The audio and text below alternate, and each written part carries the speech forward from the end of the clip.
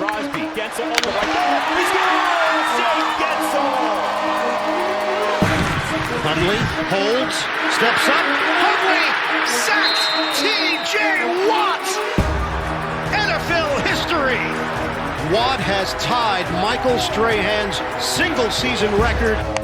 Oh, no. In the air to right. This is deep. And he did it again. Jack Sawinski wins it for the Pirates. 3 home runs in a game.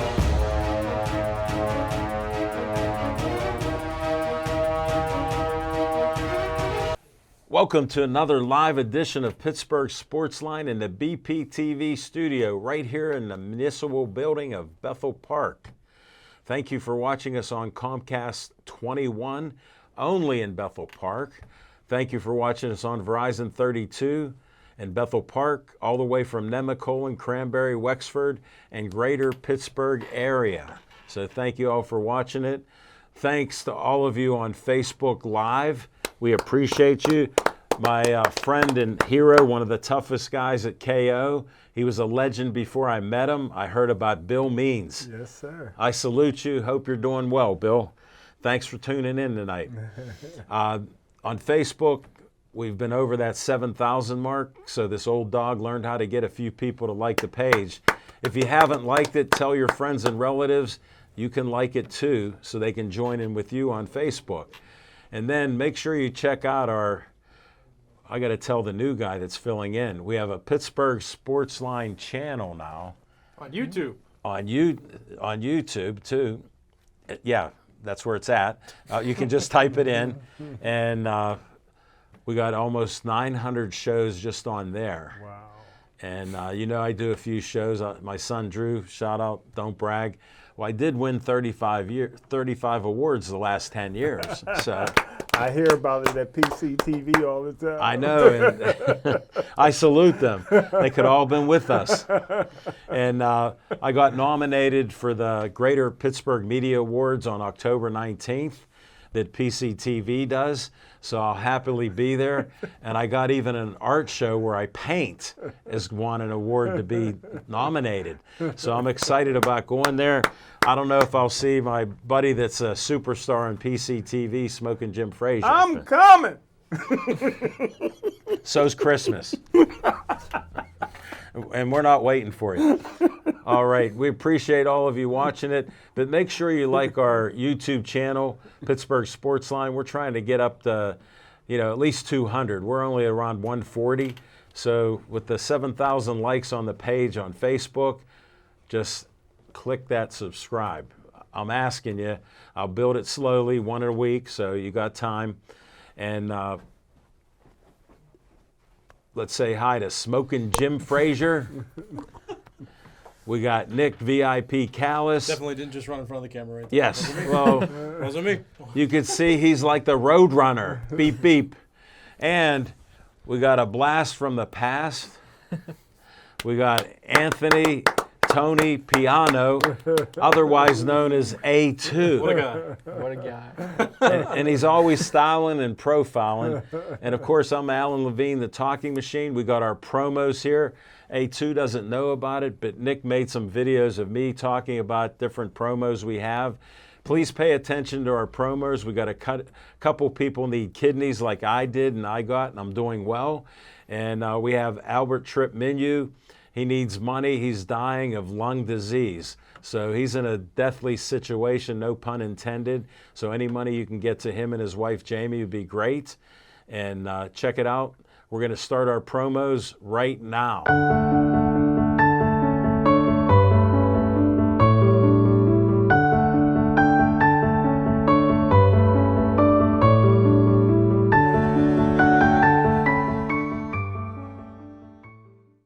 Pittsburgh Sportsline supports the Pittsburgh Post-Gazette Strikers. I worked there for 36 years.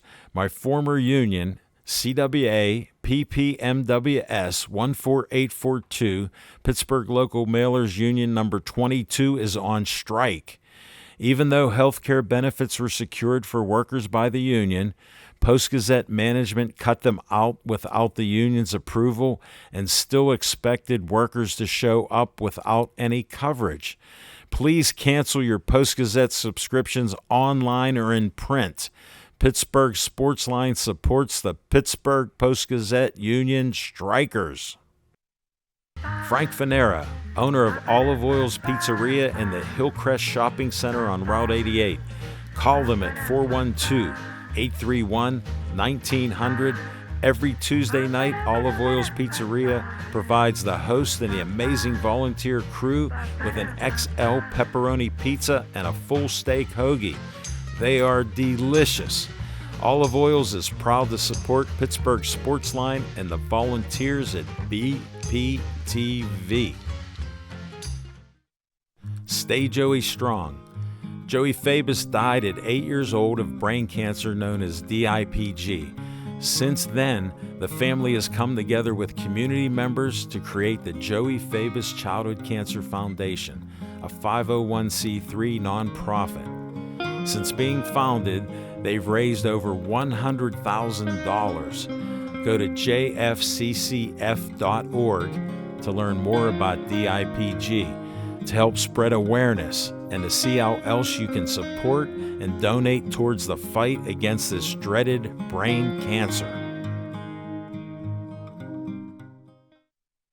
Always Be Smiling, a 501c3 designed to help children and families in need of kidney transplants. The B stands for Bennett, whose memory is embedded in this organization by his parents, Kristen and Dean.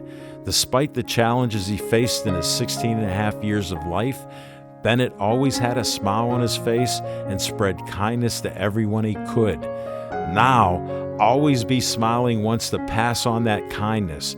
Go to alwaysbesmiling.org to learn more and see how you can support or donate to this organization.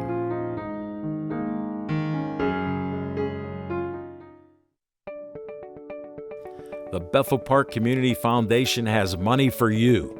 I'm Al Levine, trustee on the board of this great organization. The BPCF focuses on raising money to provide scholarships, grants, endowments, and more. Grant requests are available online from $100 to $5,000. You can also attend fundraisers or donate. Go to bpcf.org to get more information and to stay up to date on upcoming events. The Bethel Park Community Foundation, focusing community resources, building for the future. The Bethel Park Historical Society is a 501c3 that serves Bethel Park. The Historical Society operates out of the Schoolhouse Arts and History Center, located at 2600 South Park Road. Look for the red and white trolley right out front. Reginald's Coffee is inside, and I've heard it's the best coffee around. To visit this great historical venue, email historicalsocietybp@gmail.com.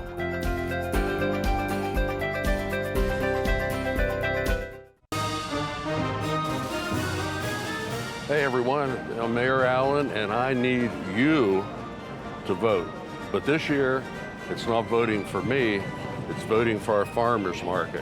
Our farmers market is once again in the running for the best of the best farmers market in the area. You'll go to the Observer Reporter website, go to the shopping tab and click on us as the best farmers market. We've been number 2 for years and years and we would love to be number 1. Voting takes place from September 22nd to 29th. You can vote every day, once a day, from as many email addresses as you have. So vote for your husband's, vote from yours, vote from your work email. Every email you have access to, vote for us as the number 1 farmers market. We're not settling for number 2 anymore. This is the year that Bethel Park takes over the farmers market reign. So we need you to go online to the Observer Reporter and vote for Bethel Park as the number 1 farmers market in the area. And don't forget, we can't do it without you.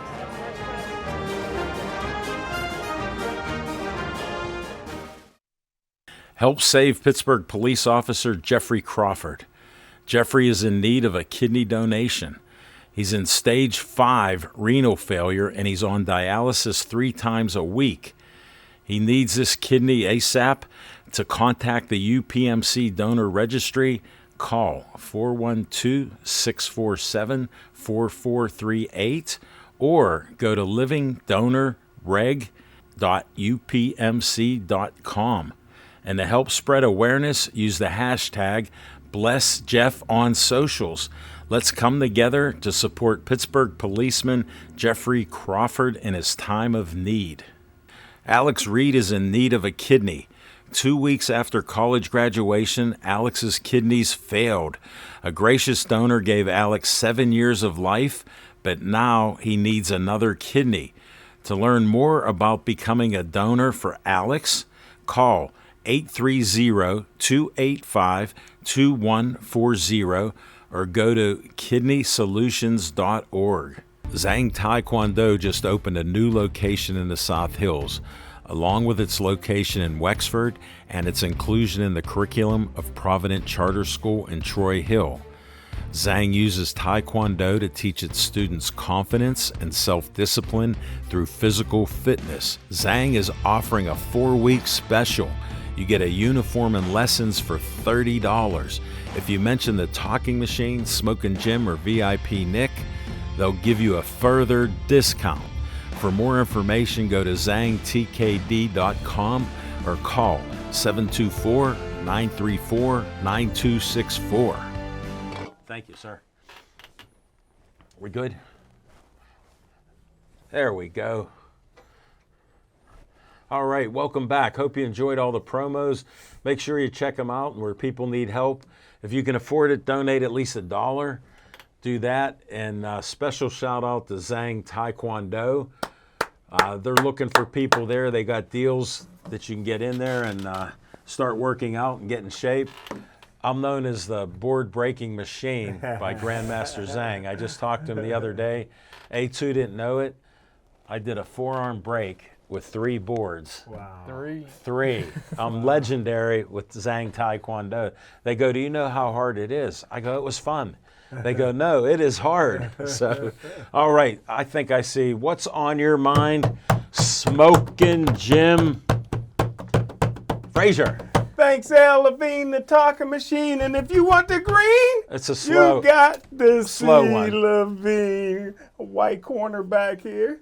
I tell you what, man, Mikey, I'm ready to put this one on wax. Got to say a shout out to Rowan and Sydney. Any friends of Mikey is a friend of mine. I tell you what, you deserve credit. You deserve credit. You talking to me? Has to go to the Bethel Park Band led by Marco and the football team. The football team had a great game this past weekend. Al Levine, the Talking Machine. Good little young quarterback that Michael told me about before. They did well. And finally, I tell you what, Al Levine, the Talking Machine, I want to see more, not less, of Calvin Austin. I tell you what, man, the guy got good vision and all the speed in the world. If we don't lose him to the Olympics, I think he might have a good career in the NFL. Well, I thought you were going to talk about open door in the offensive line more. Well, I got him. That offensive line, see. we just talked about it, so good thing you didn't bring it up. The first game, Boza had 1 tackle. The second game, Myles Garrett had 1 tackle, and didn't look like Crosby had many tackles. So, Dan Moore, All-Pro Moore, doing his thing. I got to do it. I got to do a disclaimer. Doing his thing. I gotta check on Smoking Jim being a scout, and I found out he's in a book and it says retired. So he ain't no scout. All right, what's on your mind, Nick? All right, so the Steelers played, right? I'll talk about that a little bit later. But how about the Pirates doing a thing where they come back down 9 runs and win a baseball game? That's awesome. Right. I'm not going to mention that I owe Al a quarter for the fact that the Pirates This goes back to April. I said don't drink their Kool-Aid. Then I screwed up. I drank the Steeler Kool-Aid, and look what happened that first game of the year. And then you said the Browns would beat them, and they didn't, so maybe do the opposite, and then they'll start, Well, no, I learned that from Smoking Jim. So I was hoping people would already catch on, but thanks for getting up to speed. But go Bucks. Yeah, so the Pirates, I mean, there's good stuff to look forward to. I'm not going to say it's the greatest situation in the world, obviously not, but they're showing fight, and they may have spoiled the Cubs and the Reds' opportunity to make the playoffs. The Cubs are a little more likely right now. But the Reds, how about that team? Everybody talking about in June, and I said it beforehand, Ellie De La Cruz is the answer. The Reds are the model organization. Look what they're doing. They won 10 in a row. Well, they pulled off what the Pirates did. They just did it in a more sequential order, right? The Pirates started strong. Well, they did it after the Pirates. Week, and then, they came up and they've been doing better toward the end of August and now in September. The Reds won 10 in a row, kind of played mid for a couple weeks, and then lost 10 in a row. Now they're more likely to make a playoff spot than the Pirates are, but just don't model the Reds as an organization, and they blew a 9-run lead. Their X account, formerly known as Twitter, their X account was like, "Are you not entertained?" when they scored their 9th run. And I think I did a little retweet there because I was like, "Oh, no, I guess we weren't entertained," because the only thing more entertaining than a blowout is to watch a team come back from what seems like a certain blowout. So I guess MLB fans weren't entertained, and the Pirates gave them what they wanted to see, which was a 13-12 win after being down 9-0 as late as the 4th inning. So I'm good with that.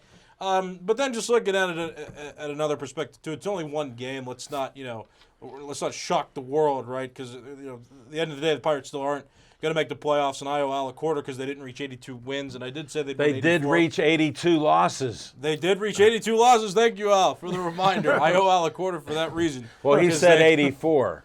I did. My prediction was 84. The bet was for 82. Not to nitpick it. And maybe they'll win. Maybe they'll win both series and they'll finish with like at least 79, 80 wins. So I'm proud of that. Anyhow, that they did well enough to get there, and that makes me happy to see. So there's a lot to look forward to. And again, I mean, it is exciting for them to play spoiler. I never thought I'd say that, but the trend that I feel like they're on right now, from what I'm watching, the way that they're playing spoiler right now, I think that there's much to look forward to as we move into next season. I know everybody hates hearing that, and so do I, but many of you out there have seen them win a World Series. I remind you all the time, and nobody wants to see them win a World Series more than me, because I wasn't alive for that, unlike 3 of the regular hosts that are on Sportsline. And one more thing while I'm at it, I was raising his hand. Do you want to ask a question? No, I just wanted to make the point that after your enthusiasm at the beginning of the year, now you know how I felt since 1980. That's fine, but I'll say this too, and I mean, just sharing that. This might sound like look at how he belittles that, and he suffered this year. This might sound like excuse making. There were some injuries that hurt them. Some of their working pieces were not available. I think if Vince Velasquez would have pitched more, I think that the Pirates might have won more behind him. Not starting some of those young guys so early might have helped. Now, not at the catcher situation, though. When I say young guys, I meant more pitchers. Not Austin Hedges should still be on the roster. Don't get those 2 points confused.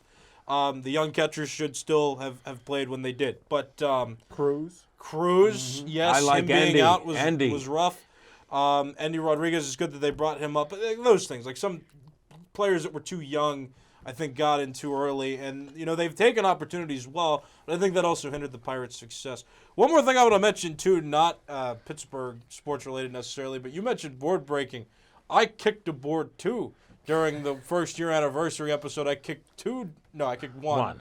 One down with like what looked like a roundhouse kick. It was a turning side kick. So I was not the only board breaker here anymore. And hopefully Smoking Jim. No, that'll never happen. Smoking Jim will use his forehead on our next anniversary show with Zhang, and we can all clap for that.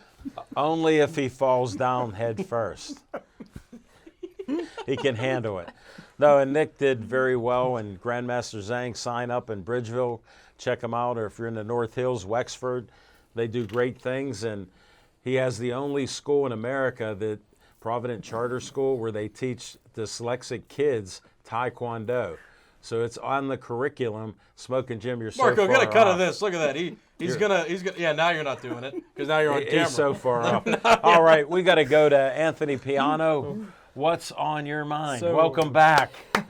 Welcome back. Pleasure to be back. It's been a while.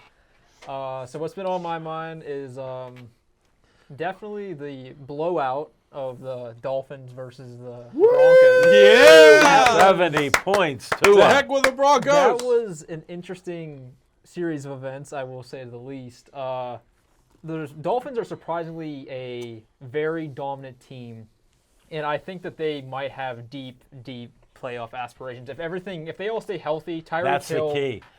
Yeah. Tyreek Hill is a monster downfield. He is unguardable. He's one of the best receivers in the league. It's insane.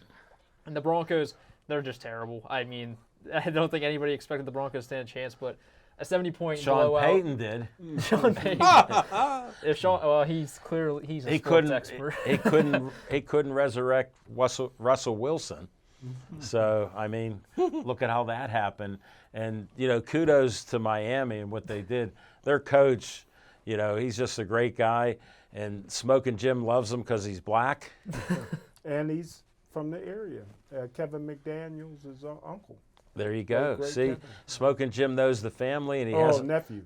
he hasn't talked about him yet. So we'll hear later. Carry on. But yeah, it's just it's like when I was like watching the game, I was like, man, this is like a college-esque kind of. It reminds me of It like was. college style because Tua and Tyreek are just very, how do you say, like sporadic players that are just like unpredictable, and like that's what it just reminded me of. It was a beautiful game. Never thought I would see a game go above 60 points. Yeah. Would you Ever. agree that Tua's the best Samoan quarterback in NFL history? He's better than Sonny Sixkiller.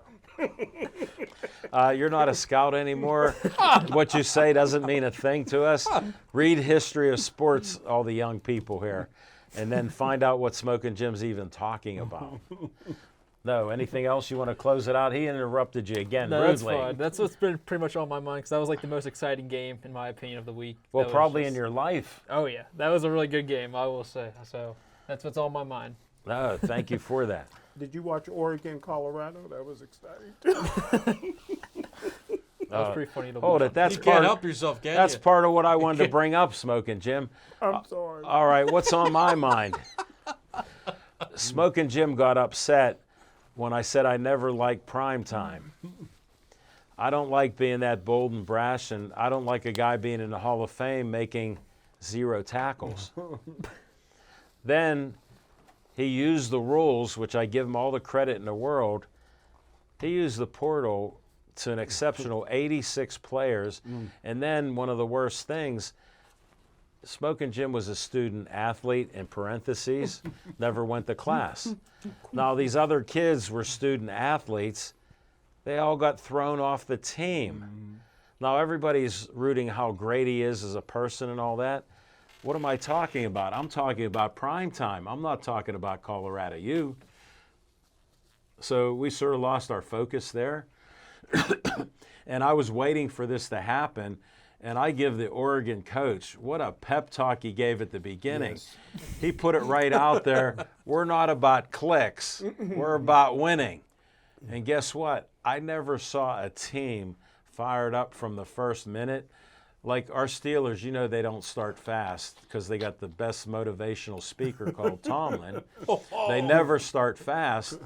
Did you see Oregon start fast and end fast? And they showed no mercy, which in this day and age with everybody needs a participation trophy, when you're winning and they can't stop you, how about stop them? Just like with the Philadelphia Eagles, they go, you got to make that quarterback sneak where you got 500, 600 pounds of beef pushing them through. Here's what I say. Make it 3rd and 3. Let's see if they can push them 3 yards. Don't make it 3rd and 1. So you can't change the rules on everything because somebody takes advantage successfully of it. Look at the Lombardi sweep, was legendary. They couldn't stop that, and look at how many teams that were champs that he had. So sports is being a little diluted, but Tony here brought up a great point with Miami. You're talking about Tua. They thought he was going to be out of the league because he kept getting concussed. I heard they even taught him how to fall during the offseason. And you might go, well, why? Well, I'll ask a question to pick on my friend Smoking. If he fell down, do you think he'd get hurt or not? Is it took You. stuntman's training? You. Did you? What? If you fell down, do you think there's a good chance you'd get hurt? Okay. You'd bounce. I got a question for him. Should you land on your arm, your leg, or your head? I'm not sure. Well, that ends my case with that. And shout out to the Pirates. They've impressed me. I watched more games this year, even when they suck through the summer. I did watch some games, although it was no more than an inning or two, or after they gave up home runs or made some bad plays. But I still like Bay and a few other of the players there. They've showed some initiative.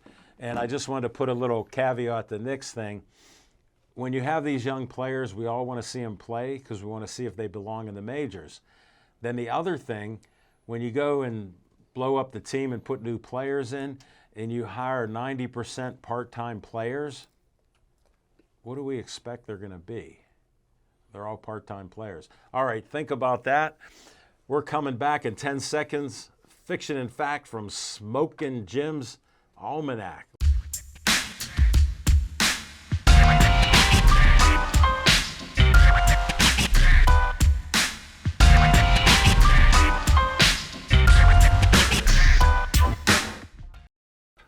Thanks, Al Levine, the Talking Machine, and this is a special just for Michael. I think he would enjoy it. You know what? I was blessed to play on one of the greatest teams Gateway ever had, Al Levine, the Talking Machine. But I tell you What year was it? I tell you What year? man, we was all crazy. We got thrown out of every conference every year. We played in 4 different conferences. He won't every tell us what year. The coach had to keep his foot on our neck. Al Levine, the Talking Machine. My nickname was Nutsy. My elevator didn't go all the way to the top floor back then. It still don't. And all the players was crazier than me. They sent us for the first time in Gateway history, and the last time, they sent us to the Big Ten football camp, Al Levine, the Talking Machine. Yes. We had players from all over the country. They broke our team up, Of course. and put us on other teams. 3 days into the camp, the police came while we were at breakfast. They went through all of our rooms, found all kind of stolen gear, all kind of this. The museum artifacts was destroyed. There was statues bent up. They sent us back on the bus. Of course, I didn't steal nothing, Al Levine, the Talking Machine. You're an honest man. But the coach just beat the crap out of us. 3 practices a day. All summer, we eagerly practiced all summer long. The coach says you got your whole life to work. Nobody could work. Nobody was allowed to get hurt. We did have one all-state tight end. First game of the season, Jim Marshall, ends up getting hurt and laid out on the field. The next time he walked on the field was senior day with his parents. They didn't play him the rest of the year. He didn't allow us to get hurt. So anyway, Al Levine, the Talking Machine, we were ranked number 2 in the state in the WPIL. Yeah. I don't know how, because we scrimmaged Penn Hills. And we beat them. Not only did we shut them out, they did not complete a pass, and they had an all-state Division I quarterback in Jim McAllister and Whoa. receiver Joe DeRiggi. Oh, so I gotta anyhow, look that year up. Yeah. but you know, they had Freilich and Flynn and all those guys, so they had to be number 1. We're getting ready to play this team I never heard of. Of And they course. was ranked number 4 in the WPIL. I never heard of them. Because we didn't watch Peters Township. Hey, Mike, we didn't watch other people's film. We only watched our film, so I never seen them. It was a team called Central Catholic. So we go play Central Catholic. Nobody's heard of them. We drive down, Nick. They was playing at Mount Lebanon Field. Don't forget, other than Bloomfield, that only had an 80-yard AstroTurf field. And why would anybody from Monroeville go to Bloomfield? They were Italian. Mount Lebanon had the only AstroTurf field. I played on it. So we was all in awe. It was nice and soft. We're running around. Now the coach, Mike, didn't let us practice in pregame warm-up and equipment because we would kill each other. So we had to go out there with just our jerseys and everything, you know. So all of a sudden, they take us into the locker room. True story, Mike. I don't know. The coach must have figured we wasn't focused. So he says, the captains, get them ready. Why did they say that? What'd you do? The coaches went out, I bolt locked the door, put a bolt lock on the door, and we just started fighting. Blood everywhere, Al. And I didn't know, if you don't come out at a certain time, they're going to forfeit the game. The referees is banging on the game. We're like 30 seconds away from forfeiting the game. Now, we only gave up 32 points the whole year. That's in scrimmages and in the playoffs, right? They had this tall quarterback by the name of Dan Marino. We never heard of him. We didn't even know if he was a football player. We didn't know if he was baseball, basketball, because some people just played football during football season. That's interesting. First quarter, Al Levine, the Talking Machine, he threw 30. He threw 2 touchdowns on us, right? So then, in the second, we're down. We're being shut out at halftime. Coaches screaming at us at halftime. We go in. Dan punts one to me. I run back past his face. And then we intercept him 4 or 5 times, right? Then we end up blowing him out. But Al Levine, the talking machine, here's the moral of the story. Right after the game, my dad comes down on the field. Only black guy there. He comes down on the field and he says, "That's the best quarterback I ever seen in my life." We didn't watch other teams' film. We only watched our film. When we went back and watched Dan Marino in the first quarter, he was just putting a touch on it. We was putting so much pressure on him, he had to throw like lightning ball. The ball was going through the receiver's hands. That's how we was getting all those interceptions. I was like, I see now. I believe. And in the words of prime time, I believe. He went on to be one of the greatest of all time. And that's the fiction and fact from Smoking Jim's Almanac. A little bit for Roadie, Mike. Do you think Roadie. that story was from when you were in what? High school. That would have been my senior year. So if you were a senior when Dan Marino was playing in high school, which would have been what, he was drafted in '83? So -4, that gives us an age range, sir. Congratulations. There you go. So -6, that's 1976-ish. You were that far back. You weren't that far Oh, back. he got you. Maybe 79. Just -4. Just so you Well, know. we got a range now, which means that you might have been born between 1955 and 1964. So that's a range. That's a range. You got to play against the great Dan Marino. So. Wow. Never heard of him before. Never heard of Central before, but. Well, what a great I player. heard of both of them, and I can only guess his age. So you played against Sal Sinceri then, probably. 74. Yeah, he might have been.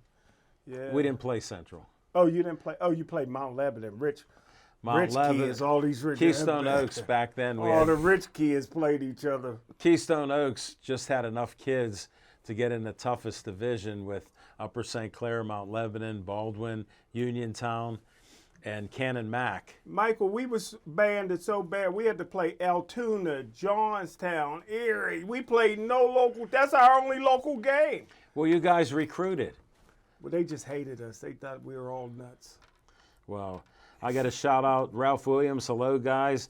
Ann Harder is watching. Chief is watching. Raina Walls is watching. Dan Ross is watching. Teresa Mariano's watching. DJ Jones is watching. So thanks all Is of you for DJ watching. Fun watching? Who? DJ Jones is the guy from Alaska that does a podcast. That's his buddy. Really? Yeah. You know somebody from Alaska? I do. Hold it. You know your coach used to say, watch the film. Watch our film. He said it then. You're laughing. There you go. Very good. I know. All right. We got to go to, we'll go to VIP time right now.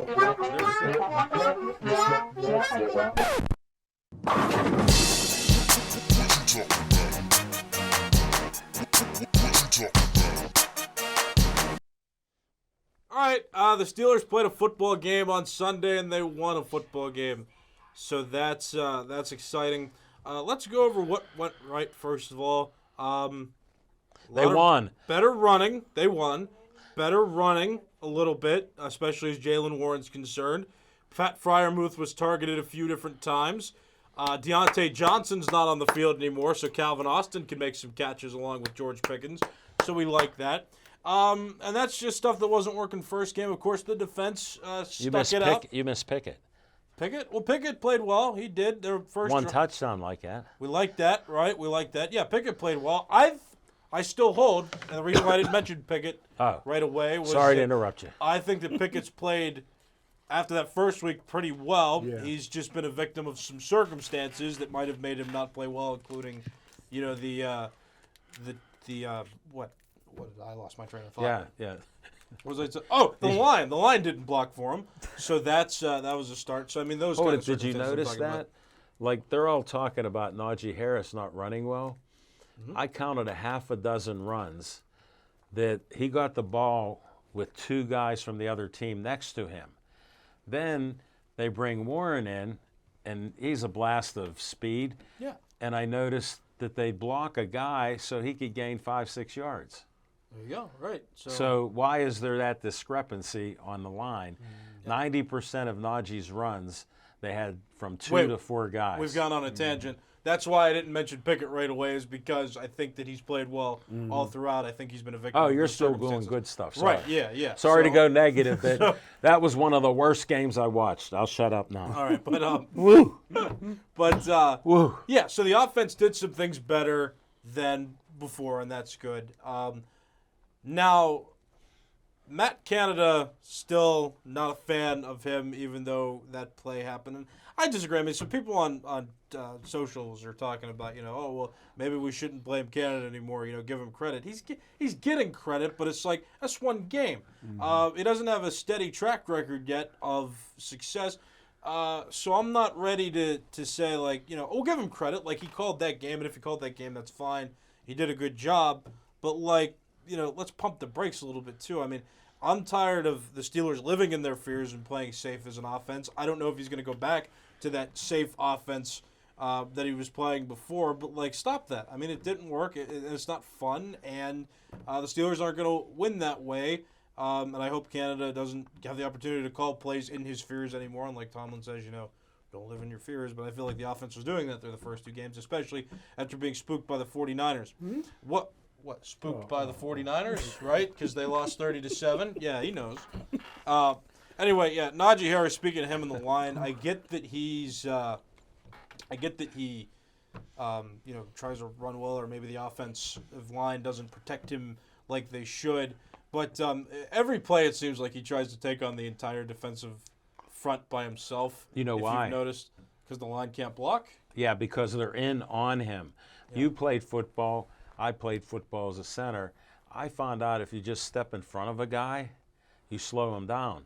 The Steeler line, like last year, didn't even do that till the end of the season. And that's some and of them. Why do we start out, rhetorically, you don't have to answer, why do we start out so slow the first half of every season?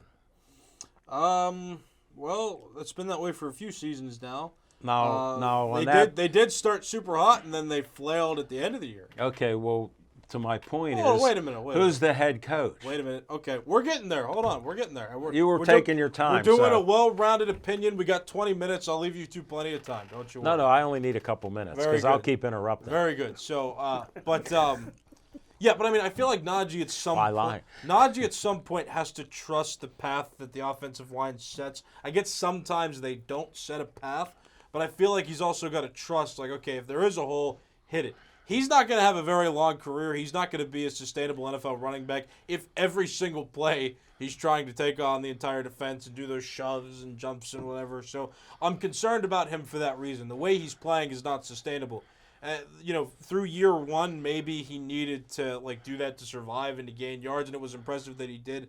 But it's his third year now. We're all assuming, it was never confirmed, but we're all assuming that he had an injury last season that prevented him from playing as well as he could. He did. I hope that he doesn't have that happen again, and he's not going to stay healthy by continuing to just take on three different guys at one time right up front. Eventually, the offensive line will have to improve, but he's got to trust those holes that they're setting for him to hit those holes and then, create little gains that way.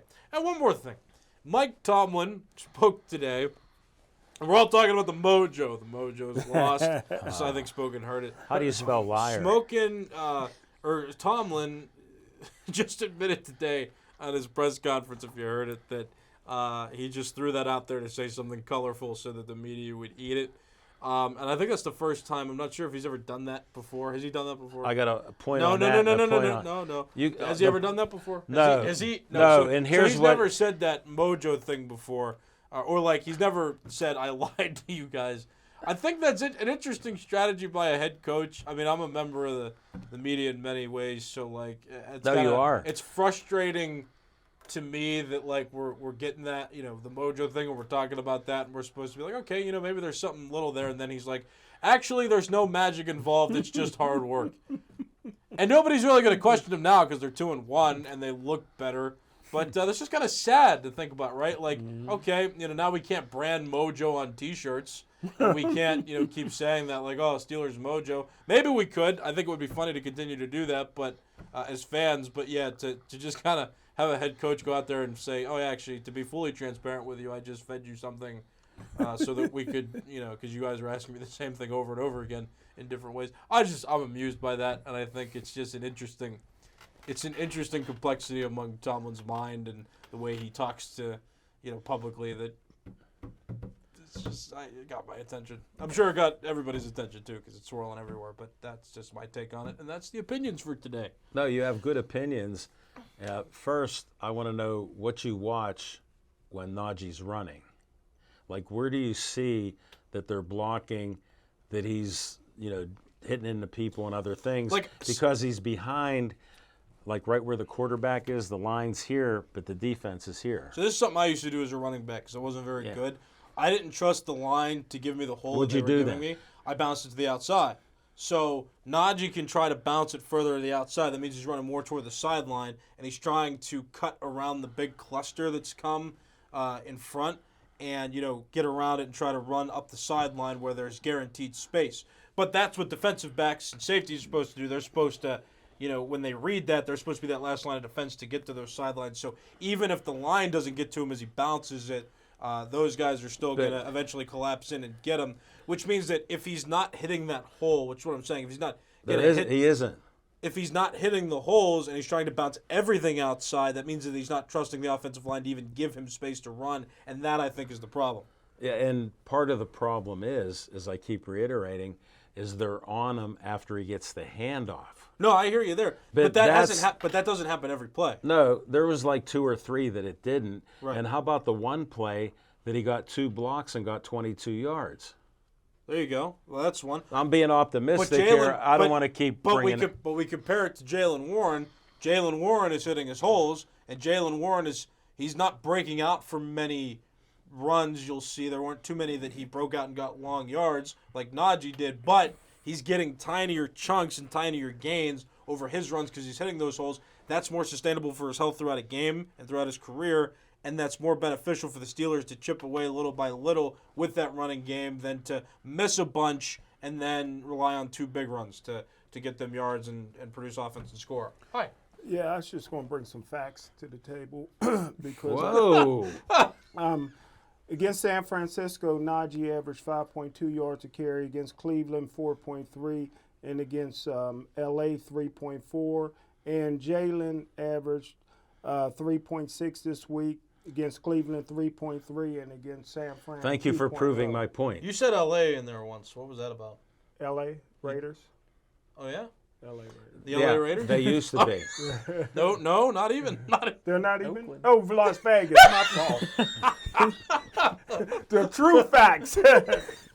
So you just made up a team in your imagination, pretty again, much. No, he was reading it. Najee's on pace for another 1,000-yard year, and the offensive line is just getting better and better and gooder and gooder. We got all-pro, at least one all-pro on that offensive line. Smoking Jim, you were making great facts, but what you just said there was not even what we saw in the game. Was that 22-yarder when they pulled him down by his hair, Najee? No.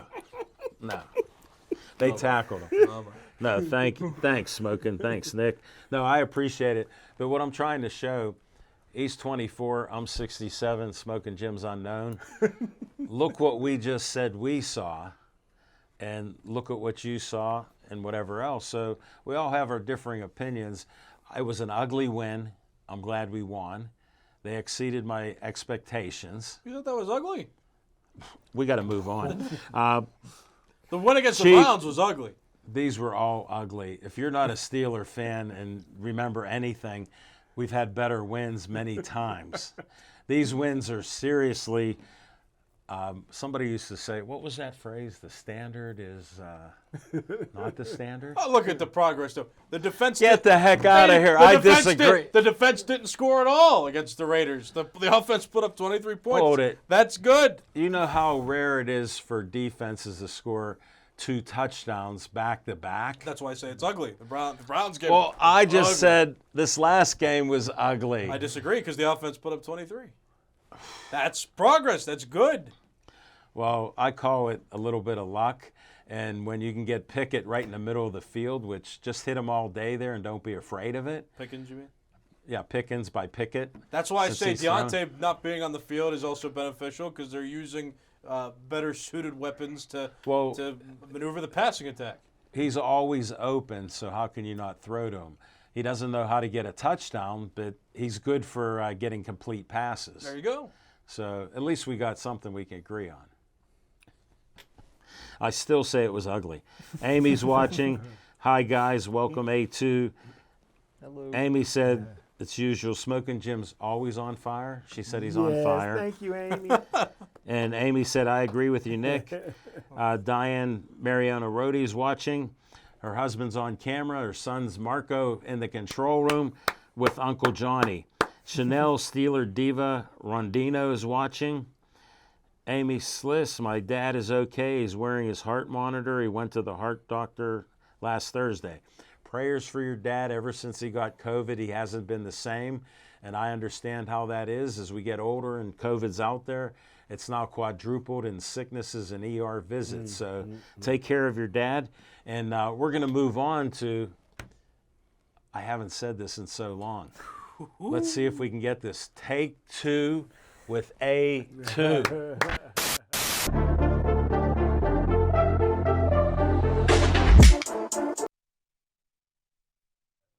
I like that. Let me see your phone real quick. Oh, Well, that was quick. Hey, welcome back, guys. To Take Two with A2. So, gonna touch more on the Steelers versus Raiders game. So there was the game was a fun game.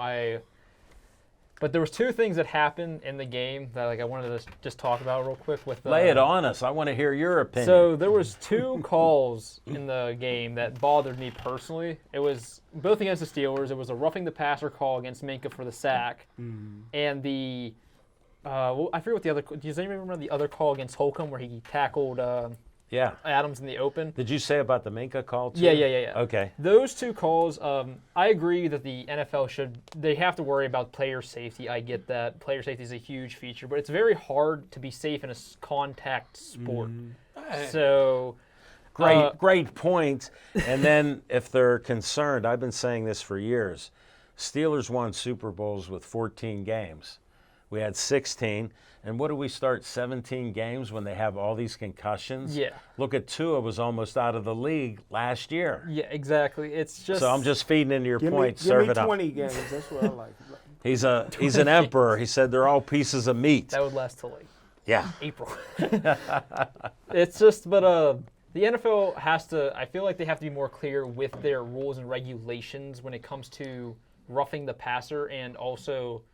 Like whatever Holcomb's call was, I can't think of the name of it right now. But those both were clearly clean Oh yeah, you got me on tackles, that. Yeah. and that I think that actually the one caused the Raiders to score afterwards. That sack that Minkah did made them have a chance to catch up to the Yes. game, which made the game close. So the game wouldn't have been close if it wasn't for that call. And it would have been ugly, right? It would not have been ugly. Yay! Not as ugly, but the offense is ugly, I in think my opinion. that sometimes the calls can ruin games. I feel like those two calls could have single-handedly ruined the Steelers' game if it went south, in which those would have been more bigger deals if the Steelers lost. So my whole point of this is just I think the NFL just needs to be more clear with their safety and rules where they don't really make sense. There's nothing that really connects of how is the sack that any other player would do would be just a normal sack, but this is a roughing the passer. So they just don't know what's roughing the passer and what's not. Well, I might Those are great points. counter argue. No, that's a good point. I think they overdefine sometimes. The reason why Minkah got called, was because of the helmet contact. Yeah. Touching it. There yeah. was no common sense call there to be like, okay, well that was helmet contact, but he didn't lead with the helmet, so it was okay. I think they overdefine it that anytime one helmet of a defender touches a quarterback's helmet, flag. Yeah. Yeah, and first I got to ask, how old are you, Anthony? I am 22. All right, now we got an opinion from a 22-year-old, and I want to verify it. My dad was a legendary basketball referee. Yes, sir. And he brought me up, and I saw him referee games, and he read the rule book. My three sisters and I couldn't use the bathroom because he was in there reading for 2 hours. And coaches and players and everybody else and other referees asked him for his interpretation. So he knew the rule book in basketball front and back. And he always told me, he goes, Alan, if you notice me, the zebra in a game, I'm not doing my job. That's right. So that's the first thing. That's tradition. The second thing is when you keep trying to make all these rules to make it safer, you're in a violent contact sport. Just make them play flag football. And that'll end that. When you put shoulder pads on that are twice your size and you got helmets you can run through the wall with, you're still going to get concussed. Yeah. And those are the problems. So how do you make it safety? And then why are the referees so inconsistent that it looks like the games are fixed? Because why do teams have 27-point leads, then they lose? Why do other plays, they miss pass interference? Blatant pass interference or something. Yeah, they don't call the pass interference and they win a game. Then they call a pass interference and it goes the other way. The Steelers benefited recently against Well, the Bears to send them to the playoffs. That's what I'm telling you. So we've had. I'll just share this. I believe most of sports is fixed. So I see when the homers are leaning that way. Maybe they're not really, Nick. Maybe they're actually being honest, and that's how they see it. Like you see how the line is blocking perfectly for Warren, and Najee's at fault when he's running the ball. Just the differences of opinion that we have. But I mean, it's hard on the field too to see those plays happen so quickly, and then we as viewers are provided with a very convenient slow motion view. Yeah, but here I'll go to you being an umpire. Yeah. How about you got to watch the whole field when you're one umpire? You get plays at first base, second base, and you got to be quick on it. But what are you taught? It's a rule on what you see. Right. Now, what do they do? A2, Rule I on don't what- know what they do. What are they seeing with what you're complaining? How's Holcomb have a penalty? I have no idea how. Yeah, no, that's where I agree with you. I was telling Drew, I'm like, Holcomb's playing a great game. What do you get called for? Just hard hitting. Yeah, yeah. And that was a clean because he had the possession. He didn't go for anything. It was just a shoulder tackle. He didn't hit him with the helmet or No, nothing. exactly. And like Minka hit more with his shoulder, and his helmet just like grazed him. It was a helmet on the shoulder pad, but Yeah, well, it did glance lightly on the helmet. yeah. So when you go to the letter of the law, when you've read rule books, I've read them, you know about them. So if you go by the letter of the law, then you got to call it. But is that a gray area or not? You know, Al, when you bring up games being fixed as well, my head kind of started thinking about this. I started thinking about it. My Well, I head wanted started- to pique your The interest. gears started turning. When you watch game shows on TV, right? Yes. You know why they have those double and triple point rounds for the contestants? Yes. Because the contestants then, they all have a chance to win. So you really never know who could win because one could strike. The odds aren't great, but, you know, if they strike an answer or, you know, they do really well on a round, they could win the game. You don't get that in sports because sports, you're supposed to have an even playing field, so you don't get double points in the second half whenever you score a touchdown, right? Right. So the games aren't interesting when it's like, you know, 24-0 or like Hold it. 70-20. Why do Monday night games and Thursday nights have one team start out great and they're winning in the first half? 90% of the time, I'll bet the second half team, and I don't gamble like Smoking Jim, but I wake up the next morning, I go, this game's over, and they lost. Right. So I mean, like, So how can that be common? I'm not saying that it's fixed. I actually have come on here and said that the NFL was fixed before. So not, He means it. not anymore, baby. You know, like, okay, but you know, if the referees were making calls in an effort to make the games closer, I wouldn't disagree that could be happening. And I use game shows as kind of that comparison on television. No, we appreciate it. Thanks to Peggy and Nick Rohde watching your son film tonight and your grandson in the control room. Glenn Maslin, thanks for watching.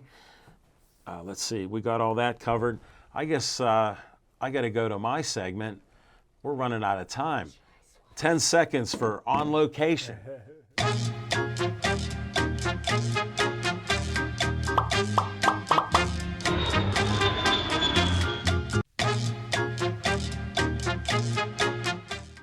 Greatest. That is. Thanks for coming back. No problem. All right, On Location, I got a call. I got a text message the other day from Jose Carabello of Ray Schaefer Boxing Association. He goes, are you available on the 14th of October? Sent back, yes. What time? Said 6 o'clock. We'll be doing boxing at the VFW in Millville. Come on out to the fights. Great night of fights. We'll be live streaming it to everybody on Pittsburgh Sportsline, on YouTube and Pittsburgh Sportsline Facebook. Nick, I, and Smokin' Jim will be there, so we'll have a fun night there. Glad to hear we got some boxing coming up there, so we always have a good time. And I'll open it up to 2 minutes. Anybody want to dispute what I've brought up and my thoughts or any thoughts of their Taylor own? Swift. Oh, go ahead. I'm sorry. Al, the game wasn't ugly. It was a solid win for the Steelers. Your turn. No, I'm just listen. If Kelsey can get Taylor Swift, it's not too late for me to get Kim Kardashian. Every man's dream.